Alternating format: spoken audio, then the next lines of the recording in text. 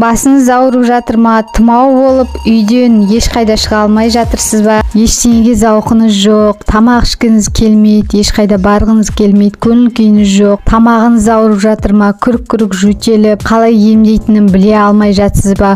Осы видео сіз үшін соңына дейін қараңыз. Бәріне сәлем, құрметті алтындарым. Бүгінгі видеода тамағыңызды, тұмауды емдейтін топ 3 тәсілді айтатын боламын. Видеоны бастамай тұрып, достар, әдеттегідей каналыма тіркеліп, егер тіркелмеген болсаңыз, және де достарыңызбен бөлісіңіздер. Қазіргі қыс мезгілі, салқын мезгілде ауырып жатқан адамдар көп болар. Мүмкін көмегіңіз тиіп қалар. Және де тегін лайкты аямаңыздар, достар. Аурудың қайсысы болса да бүгінде қауіпті болып тұр. Әсіресе тұмаудың тигізер зияны орасан. Егер нәпсіге ерік беріп, мұздай су ішіп, немесе балмұздақ жеп тамағыңызды ауыртып алған болсаңыз, емхананың есігін жағаламай, үйде өз бетіңізше ем алып көріңіз. Бұл ұсынған 3 тәсілді 3 күнде 10 әсерін беру керек. Олай болмаған жағдайда дәрігерге хабарласып кеңес алыңыз. Бірінші тәсіл бал. Бал микробпен күресетін керемет тәсіл. Қолданылуда қарапайым. Бар болғаны 2-3 минуттай. Бір ас қасық балды тамағыңызда ұстап тұрсаңыз жеткілікті. Бал микробты өлтіріп, тамағыңызды емдейді. Тыныс алу жолдарын ашып, қақырықты тез түсіруге ықпал етеді. Келесі екінші тәсіл сарымсақ шайы. Сарымсақ табиғи антибиотик. Оның құрамында иммунитетті көтеріп, суыққа қарсы күресетін антиоксидант бар.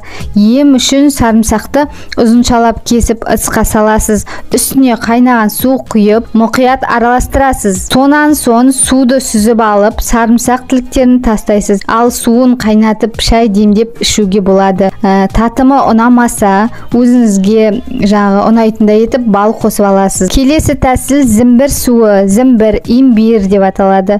Қақырықтың түсуіне ықпал етеді, әрі бойдағы суықты шығарады екен. Сондай-ақ бактериямен күресіп, ағзаны удан тазартады екен. Керемет емес пе? Негізі имбирдің өте пайдасы көп ағзаға деген. Ем үшін 4-5 см көлемдегі зімбір тамырын тазалап, имбир тамырын тазалап, ұсақтап турайсыз. Оны қағазға орап, балғамен майдалайсыз. Балғамен немесе басқа нәрсемен өзіңіз майдалап аласыз, ұсақтап аласыз. Ұнтақты ыдыстағы суға салып 5 минуттай қайнатасыз. Белгіленген уақыттан соң қайнатпаны сүзіп алып, бал мен лимонды қосыңыз. Емдік қасиеті мол сусынды ыстық күйінде ішу керек. Құрметті достар, менің комментарияма жағымсыз пікір жазған.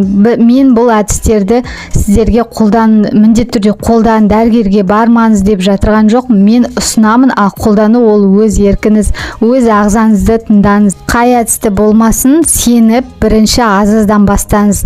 Бірден көбірек ішпеңіз, жасамаңыз бірден көбірек. Бірінші аздан ағзаңызды өзіңіз бақылаңыз. Ағзаңыз көтерсе, онда ішуіңізге болады. Достар, жағымсыз ой, жағымсыз пікір ол өздеріңізге зиян. Мен сіздерге жақсы болсын деп айтамын. Бұл ақпараттарды барлығын, әдістердің барлығын сізге жақсы болсын. Үй жағдайында емделсін, химиялық қоспасыз, тек қана дәріге жүгінбей, үй жағдайында бірінші емделіп көрсін деп айтып жүрмін. Денсаулықтарыңыз мықты болсын. Келесі видеоға дейін аман сау болайық, достар.